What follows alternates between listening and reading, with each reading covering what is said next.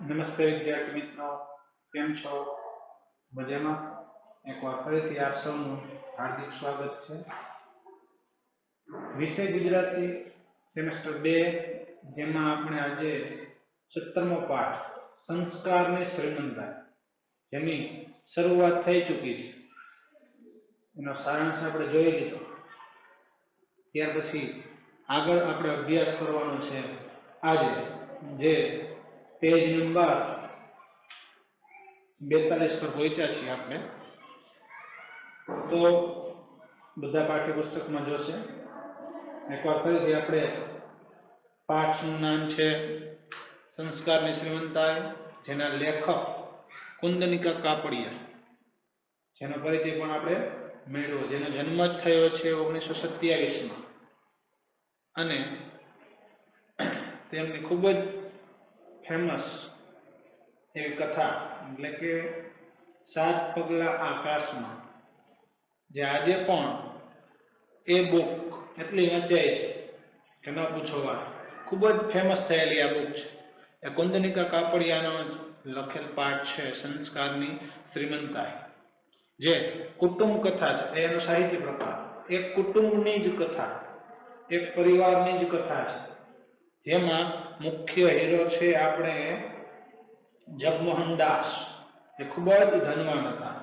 એના કુટુંબનો પરિચય આપણે મેળવ્યો, ત્યાંથી આપણે શરૂઆત થઈ હતી કે તેઓ કેવા ધનવાન હતા. શ્રીમંતતાઈમાં બધા જ મોટા થતા હતા. હવે અચાનક એવો સમય આવી પડે છે અને બધા જ ગરીબ થઈ જાય છે. ત્યાં સુધી આપણે રાખ્યું હતું. તો હવે આપણે પેજ નંબર 42 પર જોઈએ. થોડા વર્ષોમાં જગમોહન દાસ બધું જ ખોઈ બેઠા. એ ન માની શકાય એવી વાત હતી. આટલી બધી સંપત્તિ, આટલો વૈભવ, આ માન સ્થાન બધું જ પાણીના રેલાની માફક આંખ ઉઘાડતામાં વહી ગયું. જુઓ, એ ન માની શકાય એવી વાત હતી. હમણાં જ આપણે વાત કરી કે એટલા ધનવાન હતા. આપણે જાણી છીએ, શરૂઆતમાં જ કીધું, આનંદ મહેલ નામનો 60 લાખનો બંગલો બનાવેલો, જેનું નામ આનંદ મહેલ. રાત્રિના એ આખો મહેલ દીવાઓથી જગમગતો હતો. આપણે અગાઉ ચર્ચા કરેલી છે, એટલે વિશેષ ચર્ચા નહીં કરતા. ટૂંકમાં એ લોકો ધનવાન હતા, પરંતુ અચાનક જ એ બધું જ ખોઈ બેઠા. શું થયું આગળ જોઈશું આપણે. આટલી બધી સંપત્તિ, આટલો વૈભવ, આ માન સ્થાન બધું જ પાણીના રેલાની માફક આંખ ઉઘાડતામાં વહી ગયું. જુઓ, એટલી બધી સંપત્તિ હતી, એટલો વૈભવ હતો, એવું માન સન્માન. આ એક મુદ્દો જોવા જેવો છે, સમજવા જેવો છે કે જ્યાં સુધી તમારી પાસે પૈસા છે, રૂપિયા છે, ત્યાં સુધી તમને માન સન્માન મળે છે. મિત્રો યાદ રાખજો, જીવનમાં પૈસા હોય ત્યારે સૌ કોઈ તમારી પાસે છે, પણ જો તમારી પાસે પૈસા નથી એટલે કોઈ તમારી પાસે ન હોય, તો આ સંસ્કાર નથી. સાચી સંસ્કારની શ્રીમંતતા શેમાં છે એ આ પાઠમાં આપણે જોવાનું છે. કારણ કે જો તમારી પાસે સંસ્કાર છે તો બધું છે. બાકી આ જેમ જગમોહન દાસ અચાનક જ બધું ખોઈ બેઠા અને ગરીબ બની ગયા, તો પછી કોઈ મિત્ર હોય કે ન હોય, પછી કોઈ પાસે આવે કે ન આવે. તો હવે આગળ જોઈએ કે શું થાય છે. સાચા સંસ્કાર કયા છે. પાણીના રેલાની માફક આંખ ઉઘાડતામાં વહી ગયું. પાણીનો રેલો જેમ આવે એમ હજી આંખ ઉઘાડી ન ઉઘાડી, એ તો બધું જ ચાલી ગયું. નુકસાન એવું મોટું હતું કે શેઠને પોતાનો બંગલો સુધા વેચી નાખવો પડ્યો. નુકસાન એવું આવ્યું કે પોતાનો જે બંગલો હતો, હમણાં જ આપણે વાત કરી, આનંદ મહેલ નામનો બંગલો, જે રૂપિયા 60 લાખના ખર્ચે બનાવેલો હતો, એ પણ ખોઈ બેઠા. વિચાર કરો કેવડું નુકસાન. મોટર ગાડી અને ઘરની બીજી કિંમતી વસ્તુઓ તો એ પહેલા જ વેચી નાખે. અનેક મોટર ગાડીઓ કેટલી હતી યાદ છે કોઈને? 6 હતી કે 8 હતી કે કેટલી હતી? હા, સરસ. એ બધી જ ગાડીઓ વેચી નાખી. પેલા ગાડીઓ વેચી, નાની વસ્તુઓ વેચી નાખી, પણ હજી બંગલો પણ વેચવો પડ્યો. અચાનક કાળની થપાટ લાગે. મોટર ગાડીની સાથે ઘરની ઘણી બધી કિંમતી વસ્તુઓ તો પહેલા જ વેચી નાખેલી. આગળ, અતિશયોક્તિ વગર ખરેખર સોનાના પારણામાં જેમના બાળકો ઝૂલ્યા હતા એ જગમોહનદાસ 50 રૂપિયા ભાડું આપી એક નાનકડા મકાનમાં રહેવા ચાલ્યા ગયા. અતિશયોક્તિ, આ ખૂબ જ મહત્વની વાત છે. અતિશયોક્તિ, કોઈ પણ વસ્તુની અતિશયોક્તિ હોવી જોઈએ નહીં. સંસ્કૃતમાં એક પંક્તિ છે, અતિ સર્વત્ર વર્જયેત. અતિનો બધે જ ત્યાગ કરવો. આપણે ગુજરાતીમાં કહેવત છે ને, અતિની ગતિ નથી. એટલે કોઈ પણ વસ્તુ છે એ માપસરની બરોબર છે. જ્યારે અતિમાં આવે તો પછી તે યોગ્ય નથી. તો અતિશયોક્તિ શબ્દ આવ્યો, જુઓ. અતિશયોક્તિ વગર ખરેખર સોનાના પારણામાં જેમના બાળકો ઝૂલ્યા હતા એ જગમોહનદાસ. સોનાના પારણામાં, પારણું એટલે ઘોડિયું કહીએ ને આપણે, નાના બાળકો છે એ પારણામાં ઝૂલે છે. તો પારણું છે એ સોનાનું બનાવેલું છે, સોનાના પારણે ઝૂલે. એવા માણસો, એવા જગમોહનદાસ પોતે હાલમાં 50 રૂપિયા ભાડું આપી અને ભાડેથી એક નાનકડા મકાનમાં રહેવા લાગ્યા. બોલો, સોનાના પારણામાં ઝૂલતા હતા જેના બાળકો, એ ખુદ જગમોહનદાસ અત્યારે 50 રૂપિયા ભાડું આપીને ભાડે મકાનમાં રહેવા ચાલ્યા ગયા.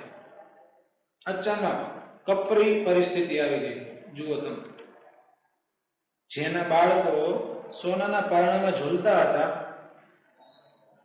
એ જગમોહનદાસ અત્યારે પોતે 50 રૂપિયાના ભાડા મકાનમાં રહેવા ચાલ્યા ગયા. મોટર ગાડીઓ, માલ મિલકત બધું જ વયું ગયું. આગળ, શ્રીમંતાઈ માણસના સ્વભાવને એક પ્રકારની અક્કડતાથી સજાવી રાખે છે. જુઓ, શ્રીમંતા, ધનવાન હોવું, વૈભવમાં રહેવું એ માણસના સ્વભાવને એક પ્રકારની અક્કડતાથી સજાવી રાખે. અક્કડતા એટલે ગર્વ, અભિમાન.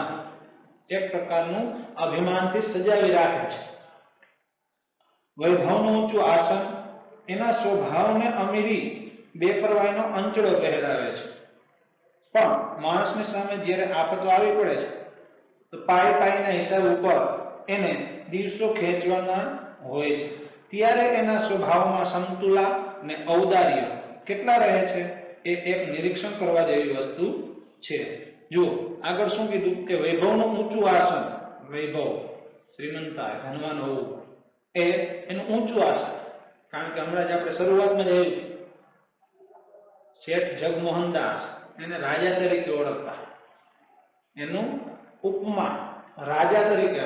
કેમ? કારણ કે પોતે ધનવાન હતા, એટલે જે કોઈ એને બોલાવતા હોય રાજા તરીકે, પોતાના મિત્ર સર્કલ બધા જ એને રાજા તરીકે બોલાવતા. તો શા માટે? કારણ કે પોતે ધનવાન હતો, શ્રીમંત હતો, એટલે એનું સ્થાન ઊંચું હોય છે. તો અહીંયા કહેવામાં આવ્યું ને કે વૈભવનું ઊંચું આસન એના સ્વભાવને અમીરી, બેપરવાઈનો અંચળો પહેરાવે છે. પણ માણસની સામે જ્યારે આફત આવી પડે છે, જ્યારે કોઈ પણ મુશ્કેલી આવી પડે છે, ત્યારે પાયના હિસાબ ઉપર એને દિવસો ખેંચવાના હોય છે. પાયનો હિસાબ, એક રૂપિયાનો હિસાબ કરવો પડે. કેમ? કારણ કે જ્યારે સંકટ આવી પડે, જ્યારે ગરીબીમાં માણસ જતો રહે છે, કોઈ પણ મુશ્કેલી આવી પડે છે, ત્યારે એક રૂપિયાની કિંમત શું છે એને સમજાય છે. ત્યારે એના સ્વભાવમાં સંતુલન અને ઔદાર્ય કેટલા રહે છે એ એક નિરીક્ષણ કરવા જેવી વસ્તુ છે. કોઈ પણ માણસ હોય એની સાચી કસોટી, સાચી પરીક્ષા ત્યારે થાય છે કે જ્યારે તે ગરીબ હોય અથવા તો ધનવાનમાંથી ગરીબ બની ગયો હોય ત્યારે. કારણ કે મુશ્કેલી જ્યારે પડે છે ત્યારે કોણ સાથ આપે છે, પોતે કઈ રીતે રહે છે, પોતાનો સ્વભાવ કેવો છે, સાચી કસોટી ત્યારે થાય છે. બાકી બધે સારા જ છે. ઔદાર્ય શબ્દ છે. સ્વભાવમાં સમતુલા અને ઔદાર્ય કેટલા રહે છે? ઔદાર્ય એટલે કે ઉદારતા એ નિરીક્ષણ કરવા જેવી વસ્તુ છે. આગળનો ફકરો, જગમોહનદાસ શેઠ નાના બની ગયા પછી ઘરમાંથી બધા નોકરોને રજા આપવામાં આવી હતી. કેવળ એક ઘાટી ઘરનું કામ કરતો. રસોઈનું કામ સ્ત્રી વર્ગે ઉપાડી લીધું હતું. ચળકતી નવી મોટરોમાં ફરતા શેઠિયાઓને બદલે હવે એમને ઘેર નાના સામાન્ય માણસોની અવર જવર વધી હતી. જો આ ફકરો જોવા જેવો છે, સમજવાનું છે. જગમોહનદાસ શેઠ હવે નાના બની ગયા પછી ઘરમાંથી બધા જ નોકરોને રજા આપી દીધી. કેવળ ફક્ત એક જ ઘાટી ઘરનું કામ કરતો હતો. સામાન્ય નોકર હતો જે રસોઈને એવું બનાવે અને સામાન્ય બધે કામ કરતા હોય એવો એક જ નોકર કામ કરતો હતો. રસોઈનું કામ સ્ત્રી વર્ગે ઉપાડી લીધું હતું. ચળકતી નવી મોટરોમાં ફરતા શેઠિયાઓને બદલે હવે એમને ઘેર નાના સામાન્ય માણસોની અવર જવર વધી હતી. ચળકતી નવી નવી ગાડીઓમાં ફરવાવાળા લોકોને બદલે હવે એના ઘરે સામાન્ય માણસ ની અવર જવર વધી રહી હતી. કારણ કે જ્યાં સુધી ધનવાન હતો ત્યાં સુધી બધા નવી નવી ગાડીઓ વાળા પૈસાદાર ધનવાન લોકો અહીંયા આવતા, પરંતુ હવે જ્યારે સમય સાથ ન આપે ત્યારે એવા મિત્રો હોય એ પણ સાથ ન આપે. આ ખાસ યાદ રાખજો. આપણે અગાઉ કીધું મિત્ર કેવા બનાવવા જોઈએ. જગમોહનદાસની પુત્રી પ્રીતિ મારી મિત્ર હતી. જો આ કોણ બોલે છે? આ ખાસ ધ્યાન રાખજો. આખો પાઠ છે એમાં જે આપણી લેખિકા છે કુંદનિકા કાપડિયા એ પોતે જ પોતાનો અનુભવ કહે છે. કુટુંબ કથા એનો સાહિત્ય પ્રકાર એક સામાન્ય કુટુંબની જ વાત કરેલી છે. ત્યારે એ કહે છે કે જગમોહનદાસની પુત્રી એટલે કે પ્રીતિ એ મારી મિત્ર હતી, એટલે કે ફ્રેન્ડ. હું એ લોકોને ઘણા સમયથી ઓળખતી, પણ મારું એમને ત્યાં આવવા જવાનું ઓછું રહેતું. પણ એમની બદલાયેલી સ્થિતિ પછી હું એમને ત્યાં અવારનવાર જતી અને પ્રીતિ અને એની બાને કામમાં મદદ કરતી. આમ તો મારી મિત્ર હતી, પણ હું એ લોકોને ઘરે બહુ ઓછી જતી. ઘણા સમયથી હું એને ઓળખતી, મારી ફ્રેન્ડ હતી, પરંતુ હું એને ઘરે જવા આવવાનું બહુ ઓછું થતું. પરંતુ જ્યારે પરિસ્થિતિ બદલાણી ત્યાર પછી મારે ત્યાં અવારનવાર જવાનું થતું અને પ્રીતિ તથા એની બાને કામમાં મદદ કરતી. એ લોકોને કદી કામ નહોતું કર્યું એટલે અગવડો તો પારાવાર ઊભી થતી, પણ તેઓ એને નિભાવી લેતા. જુઓ, હવે પ્રીતિ છે એ એની બાને કામમાં મદદ કરતી, કારણ કે પહેલા તો એ લોકોએ કઈ કામ જ નહોતું કર્યું અને એક નોકર હતા એટલે કઈ કામ કરવું જ ન પડતું. પરંતુ હવે એ બધા ધીમે ધીમે કામે લાગી ગયા છે. થોડીક અગવડ ઊભી થાય, પરંતુ ધીમે ધીમે એ સારા થઈ જાય. એક દિવસ બપોરે હું એમને ત્યાં ગઈ ત્યારે બહારના વરંડામાં દયાળજીભાઈ બેઠા બેઠા ચશ્મા ચડાવીને છાપું વાંચતા હતા. હવે અહીંયાથી બીજી જગ્યાએ જાય છે. કોણ? લેખિકા. એક દિવસ બપોરે એમના ઘરે ગઈ ત્યારે બહારના વરંડામાં એટલે કે વિન્ડો, આપણે વિન્ડો કઈ છે ને, એટલે કે બહારના વરંડામાં દયાળજીભાઈ બેઠા બેઠા ચશ્મા ચડાવીને છાપું વાંચતા હતા. પાસે જઈને મેં કહ્યું, નમસ્કાર દાદા, કેમ છો? તબિયત તો સારી છે ને? જુઓ, અહીંયા હવે એના દાદાને મળવા જાય છે. કેમ છો દાદા? મજામાં છો ને? તબિયત તો સારી છે ને? એટલે છાપું આમ ખસેડી અને ચશ્મા ઠીક કરી મારી સામે જોઈ દાદા મીઠું હસી. છાપું વાંચતા હતા દાદા. એનું નામ શું? દયાળજીભાઈ. તે પોતે છાપું વાંચતા હતા, પરંતુ અચાનક એને અવાજ સંભળાયો એટલે છાપું આમ કરી અને જોયું. ચશ્મા ઠીક કરી અને મારી સામે જોઈ દાદા મીઠું હસ્યા. ઘણા સમય પછી આવી છે તો હવે દાદા એના સામે જોયે અને મીઠું હસ્યા, થોડુંક સ્માઇલ કહીને આપણે સ્મિત આપી અને હસ્યા. ઘણા દિવસે આવી બેટા પ્રીતિ કહેતી હતી કે તું બહાર ગામ ગઈ છો, તબિયત તો સારી છે ને? ઘણા દિવસે આવી બેટા. પ્રીતિ તો એમ કહેતી હતી કે તું બહાર ગામ ગઈ છો, તબિયત તો સારી છે ને? હું તો દાદાવાળી કે દિવસે મજામાં નથી હોતી, પણ તમે કેમ છો એ કહો. જુઓ, સતત લેખિકા કહે છે હું તો કે દિવસે મજામાં નથી હોતી, તમને કેમ છે એ કહો. દાદાએ એક હળવો નિશ્વાસ મૂકીને કહ્યું, મારે શું દુઃખ છે દીકરી? ત્યારે એ બેઠો બેઠો ખાતો હતો, આજે એ બેઠો બેઠો રોટલો ખાઉં છું, મને કશી વાતની તકલીફ નથી. જુઓ, અહીંયા એને દાદા એટલે કે દયાળીભાઈ કહે છે કે મને કઈ વાતની તકલીફ છે? હું તો ત્યારે બેઠો બેઠો ખાતો હતો અને આજે પણ બેઠો બેઠો ખાઉં છું. હજી આગળ કહે છે, હજુ આજે પણ સવારે હું પથારીમાંથી ઉઠું કે મસાલો નાખેલી ગરમ ચાનો સરસ કપ હાજર થઈ જાય છે. બહુ મને પૂછીને રસોઈ બનાવે છે ને મારી તબિયત માટે જુદું પણ રાંધે છે. બપોરે છાપો વાંચું છું ને સાંજે ફરવા જાઉં છું. મોટર નથી એટલે હવે ચાલવાની કસરત મળે છે, તે ઉલટું સારું રહે છે.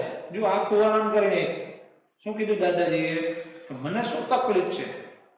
હજુ પણ આજે પણ રોજ સવારમાં વહુ આવી અને મને ચા આપી જાય છે, મને પૂછીને જ રસોઈ બનાવે છે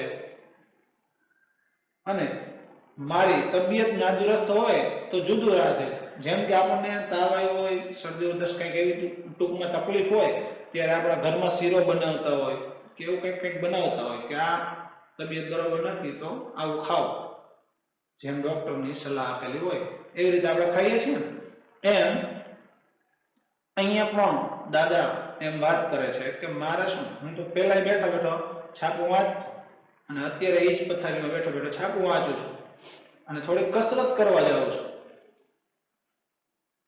પહેલા મોટર ગાડીમાં ફરવા જતો, હવે હાલીને જવું પડે છે તો સારું છે, એ બાને કસરત થાય છે, પગમાં પણ સારું રહે છે, ઉલટાની કસરત થાય છે, સારું રહે. આજે આપણે પણ આ સમજવા જેવું છે. આપણે સામાન્ય રીતે એક જગ્યાએ બીજી જગ્યાએ જાય તો આ બાઇક ઉપાડ્યું છે ને, ઘણા લોકો બાઇક લઈને ફરતા હોય છે, ઘણા વિદ્યાર્થીઓ છે, તો આપણે આ શીખવા જેવું છે. ખરેખર સામાન્ય રીતે આપણે દુકાને જતા હોય કે આજુબાજુમાં કોઈ પણ જગ્યાએ કંઈક કામ અર્થે જતા હોય તો ચાલીને જઈએ, બરોબર છે?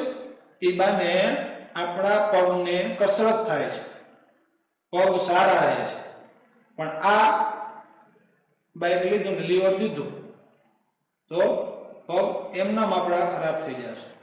અત્યારે આપણને આ સમજાતું નથી, આપણી ઉંમર નાની છે, પરંતુ ખરેખર આપણે સવારમાં કસરત કરવી જોઈએ, જે આપણે કરતા નથી. તો એના માટે ખાસ આપણે કોઈ પણ જગ્યાએ દુકાને જવું હોય કે આજુબાજુમાં 100 ડગલા સુધી જવાનું હોય, 200 ડગલા જવાનું હોય તો પગનો ઉપયોગ કરવાનો. એટલે તમે સવારે કસરત કરતા હોય, અગર ન કરતા હોય એને કસરત મળી રહે. આ ઉંમરે દાદા પણ એવી વાત કરે છે કે ગાડી નથી તો ઉલટું સારું છે, ચાલીને જવું પડે છે તો કસરત થાય છે. આ બધી વાત તે લેખિકાને કરે છે. તો દાદા તમે નિશ્વાસ કેમ મૂક્યો? જુઓ, નિશ્વાસ એટલે કે નિશ્વાસો. તરત લેખિકા એને પૂછે છે, તો દાદા તમે નિશ્વાસો કેમ મૂક્યો? એમ છે દીકરી, જ્યાં સુધી સાહેબી હતી ત્યાં સુધી બેઠો બેઠો ખાતો હતો તો કશું ખરાબ નહોતું લાગતું, પણ આજે જેને કદી કશું કામ નહોતું કર્યું એવા પાર્વતી, પ્રીતિ, ઉત્પલ્લા જોશ ભેર કામ કરવા લાગી ગયા છે, ત્યારે હું બુદ્ધો કશું કર્યા વગર ખાઉં છું એ મને ખૂંચે છે. શું કહે છે દાદા?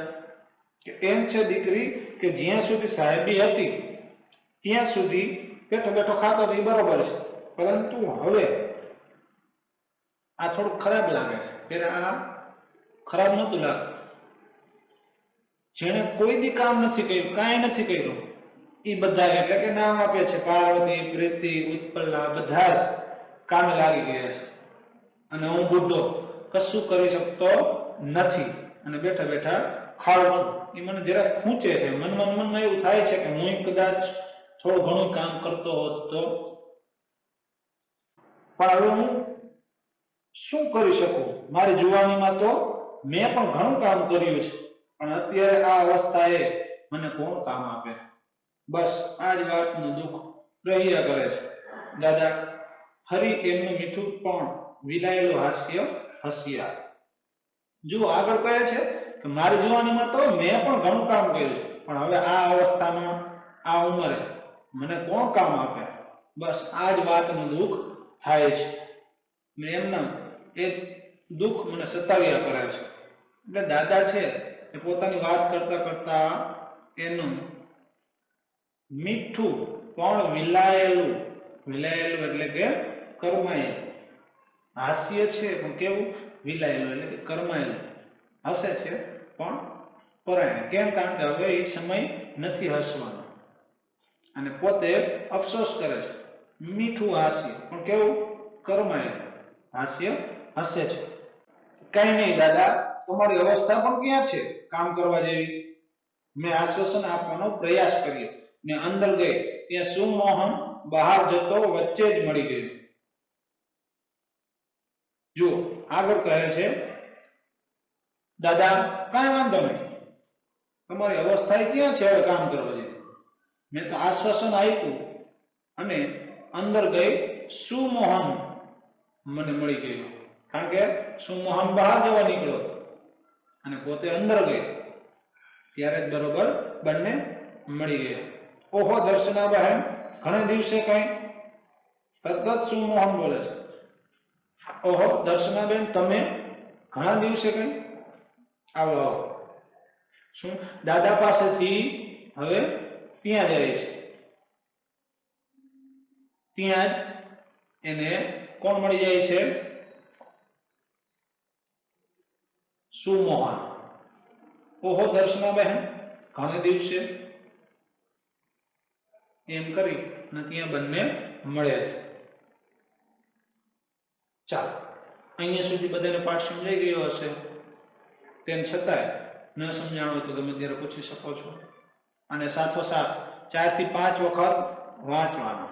જે અમુક અઘરા શબ્દ આવતા હોય છે એ આપણે લખી જ છીએ, તેમ છતાંય તમને અઘરા લાગે બીજા શબ્દ તો મને પૂછી લેજો. બરોબર છે? અહીંયા સુધી આપણે પાઠ રાખીએ છીએ અને સાથે સાથ આપણે સ્વાધ્યાય પોથી પૂરતા જશું. આજે લેસન કઈ નથી, પેલા લેક્ચરમાં આપેલું છે એ તમે લખી લીધું હશે. બરોબર છે? ચાલો, પેજ નંબર 43 માં આપણે રાખ્યું છે. બરોબર છે? ઓકે, ધન્યવાદ.